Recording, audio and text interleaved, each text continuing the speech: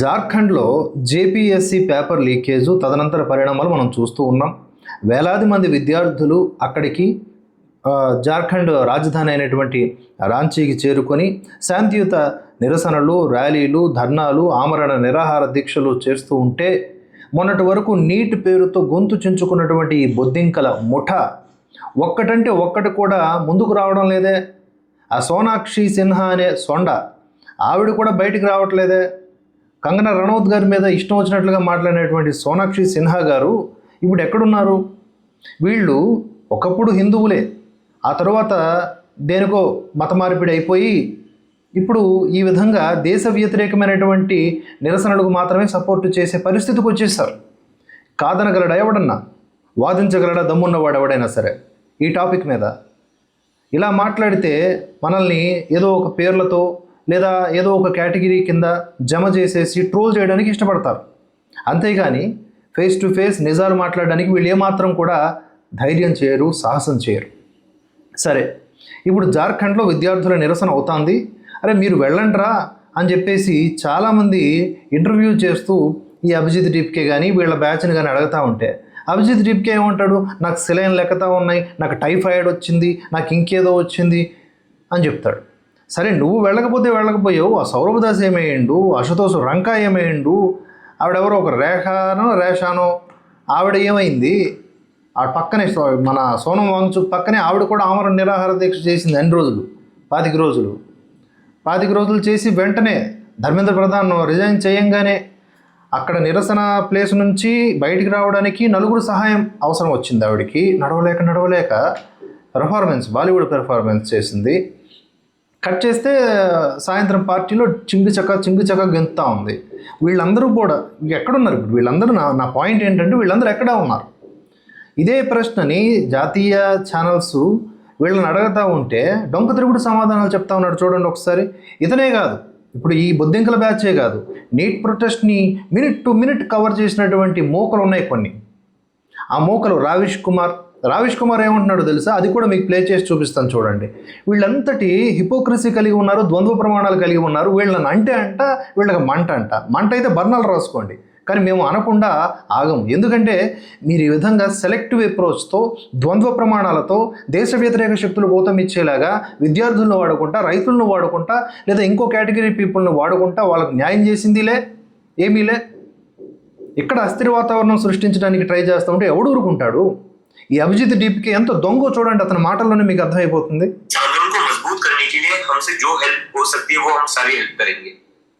सबसे बड़ी हेल्प तो उनका ये कहना है आप चले आइए, समर्थन करिए जी, चलिए आपकी ट्रिप चल रही है, समझ में आता है, लेकिन सीजेपी के बाकी लोग तो जा सकते हैं। इस पर क्या? हम बिल्कुल उसी का प्लान कर रहे हैं अभी, लेकिन 36 दिन तक हमारा आंदोलन चला तो उसमें कई सारे लोग हमारे बीमार भी पड़ चुके हैं। आशुतोष भी बीमार था, अभी वो रिकवर हो रहा है। और उसी के बाद हमारी मीटिंग जो करनी थी वो हमें पिछले हफ्ते ही करनी थी, लेकिन क्योंकि 36 दिनों का आंदोलन था, किसी को जरा भी आराम नहीं मिला था, तो लोग थोड़ा अपना घर चले गए थे, बीमार हो गए थे, सारे रिकवर कर रहे हैं। रत्ना भी बीमार हो गई। रत्ना का कल ही मुझे मैसेज आया कि तू बीमार है, ये तो मीडिया में पता चल जाता है, हम लोग भी तो बीमार है, हमारे ऊपर कौन ध्यान दे रहा है। तो everybody is recovering, but yes, we will go to Jharkhand very soon. అదే వెరీ సూన్ అంటే ఎప్పుడు? మీరందరూ పోయినాకనా, లేకపోతే మీకు ఇంకేదో ఉన్మాదం వచ్చినాకనా? ఎప్పుడు? అక్కడ కాంగ్రెస్ ఉంది కాబట్టి మీరు పోరు, పంజాబ్లో ఆమ్ ఆద్మీ పార్టీ ఉంది కాబట్టి మీరు పోరు, కర్ణాటకలో కూడా కాంగ్రెస్ ఉంది కాబట్టి మీరు పోరు. That's it. Selective approach.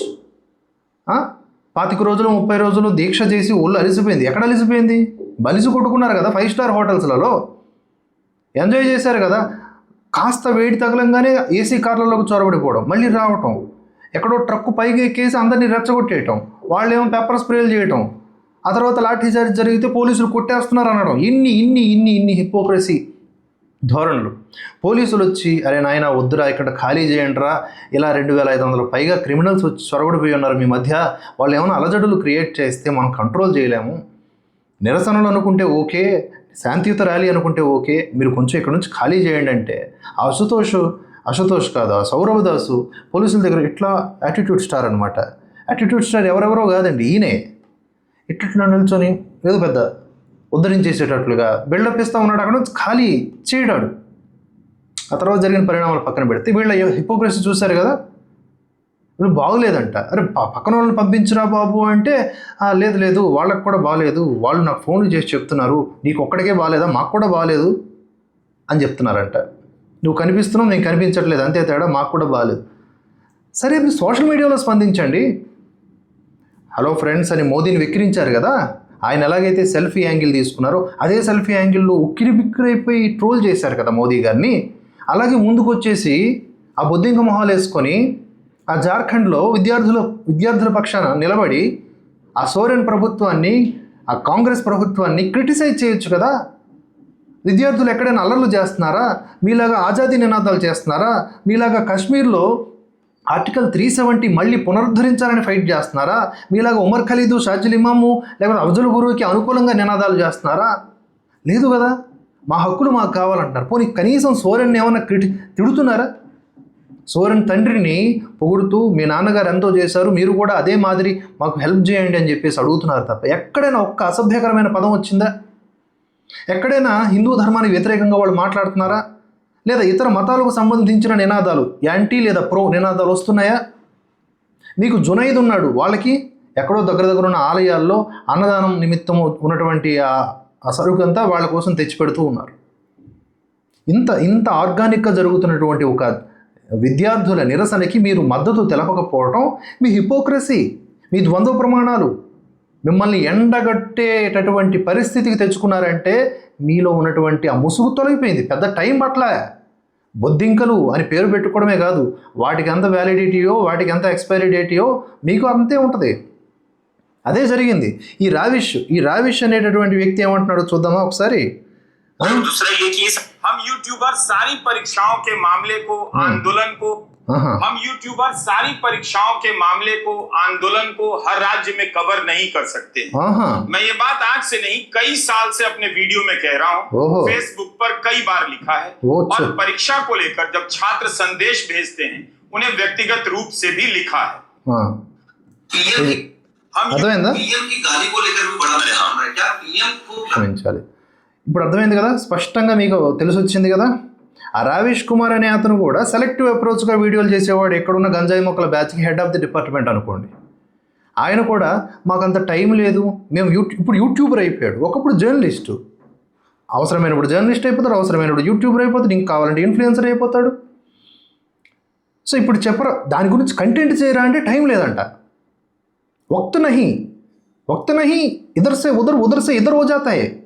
వీళ్ళకి నచ్చినటువంటి టాపిక్ వచ్చినప్పుడు ఒకలాగా, బట్టలు కూడా వేసుకుంటారా లేదా అన్నట్లుగా ఉరికొచ్చేస్తారు.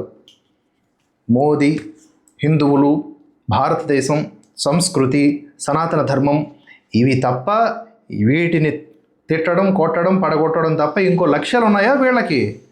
బుద్ధింకలు, పందికొక్కులు, పందులు, ఇలా గుంటనక్కలు, ఈ కేటగిరీ పీపుల్ అంతా ఒక దగ్గరికి జమ అయితే ఏం చేస్తారు? దేశభక్తుల యొక్క తిరిగి ప్రతిదాడిలో మీరేమవుతారు? ఈ దేశాన్ని మేము కాపాడుకుంటాం, మీలాంటి బొద్దింకలే కాదు మీలాంటి విషపురుగులు ఏ వచ్చినా కూడా వాటిని తరిమి కొడతాం. జై హింద్, జై భారత్.